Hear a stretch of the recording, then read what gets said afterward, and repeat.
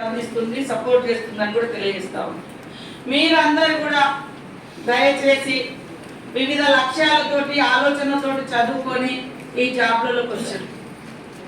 మనం ఏదో job duty అంటే డ్యూటీ లాగా కాకుండా ఆ డ్యూటీకి వన్నె తెచ్చే విధంగా, ఆ పోస్టుకి వన్నె తెచ్చే విధంగా నిత్యం ప్రజలకు అందుబాటులో ఉంటూ ఎక్కువ విజిట్స్ పెంచుకొని గ్రామాలు తిరగడం మూలంగా సమస్య తెలిస్తే సమస్య పరిష్కారం తెలుస్తుంది, వాస్తవాలు కూడా తెలుస్తాయి. ఆ రకంగా మీరు దృష్టి పెట్టి మరి జిల్లాను సమస్యలు కాకుండా మరి ఆదర్శవంతమైనటువంటి జిల్లాగా చేయాలని, అది జరగాలంటే మీ మీదనే డిపెండ్ అయి ఉంది, మీ పనితనం మీదనే ఆధారపడి ఉంది. కాబట్టి రాగ ద్వేషాలకు అతీతంగా, పార్టీలు పక్షపాతాలకు అతీతంగా సమస్య బేస్డ్ ఇష్యూ తీవ్రతను పెట్టి మీరు మంచి పని చేస్తే నలుగురు ఆశిస్తారు.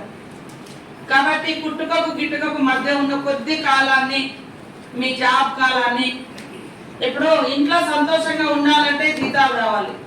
జీతం ఎవరి పేరు మీద వస్తుంది అంటే పబ్లిక్ సర్వీస్ గా ఉన్నాం కాబట్టి ఆ జీతం వస్తుంది. మరి పబ్లిక్ ని ఫస్ట్ సంతోషంగా ఉంచాలి, తర్వాత మిగతా అన్ని సంతోషాలు. ఫస్ట్ ప్రయారిటీ పబ్లిక్కే ఇవ్వాలి వాస్తవాన్ని. సరే, మనది కుటుంబ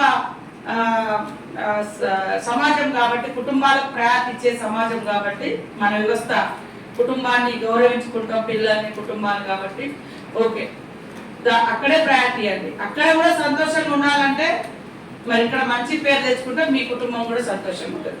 రకరకాలుగా అవినీతి అక్రమాలు లేదా నలుగురు, ఇప్పుడు 10 మందిలో మేమందరం కలిసి మిమ్మల్ని తిట్టినాం అనుకో, మీ పని బాగలేక